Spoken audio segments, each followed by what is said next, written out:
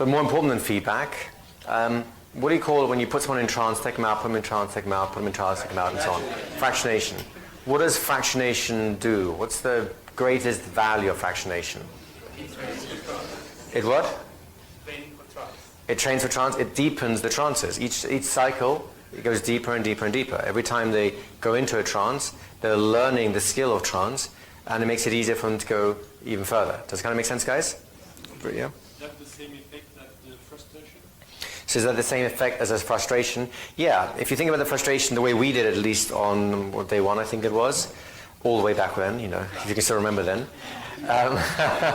Right? Stretch your memory if you can. I don't know if it reaches that far back. But the way we did it was a kind of a more informal version of fractionation, because he was definitely going in, but then pulling himself out and going back in. But it's more informal because, as far as he was concerned, he wasn't going into trance. Of course, we knew the difference, right? So yes, it would be a form of it, but we're going to do it a little bit more formally now, right? So we're going to do what I like to call the Doctor Unconscious cycles. So think of it this way.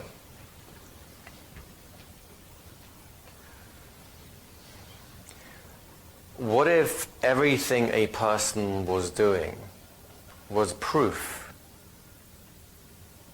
that you're unconscious now?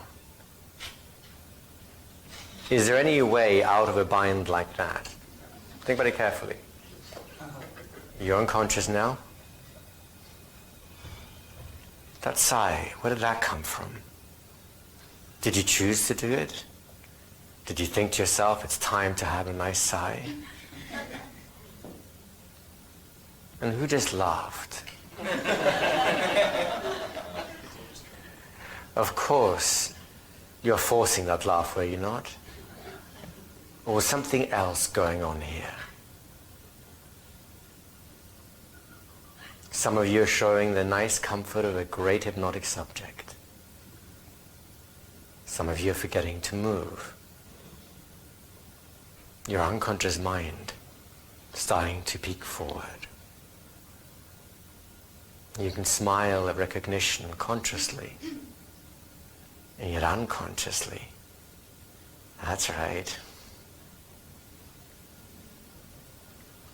So the question is, are you in a trance right now? And if you think you're not, where did that thought come from?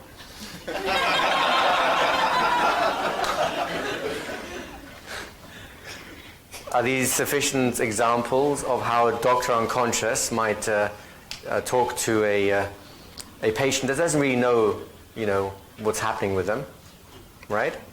So what we're going to do now is we'll do the whole cycle again. Start with work, go back to the office, and after a couple of minutes of doing the office, I'll come to a second if I may, after a couple of minutes of doing the office, then just bring them back for a chat. Now the way I like to do it, I think Erickson did this a lot as well, is give them the offer to experience being awake in a different way, coming back as a mind instead of a body, right? Coming back with only part of them in trance, only they don't even know which part of them is going to be in trance, right? So when they're back and they're not in trance, then which part is? You get the idea? There's a lot of room to play with this, right? Then talk to them a little bit. Talk to them about their experience. And remember, you're doctor unconscious, which means whatever they experienced is proof of what? Right. Unconscious activity, right? They're doing it right. They just didn't know they were doing it right. You see, has anyone here ever felt anxious before? Have a real careful think of what that means. Where do nerves come from? Do you wake up one morning and say, logically, it's a rational thing. Today I'm deciding to be anxious and nervous because, well, just because I can. Is that how you start your day? This is the most important interview of my life. I better terrify myself before I go there. Is that how anxiety works? Is there any experience that they can have that isn't somehow driven by an unconscious process? Is anyone concerned that you can't play Doctor Unconscious with conviction, given that you have a human being in front of you that doesn't really know how unconscious they really are? So right now, we can do this in lots of different ways, but I want to talk about how do you do the whole Doctor Unconscious kind of warm-up cycle or the making them work, right? You ready to work? Sure. All right. There you go. So let me ask you something. Have you ever seen a reflection of your own face? Yeah. Describe it to me. Sometimes not as bright, sometimes more bright depending on the lighting. Describe that face.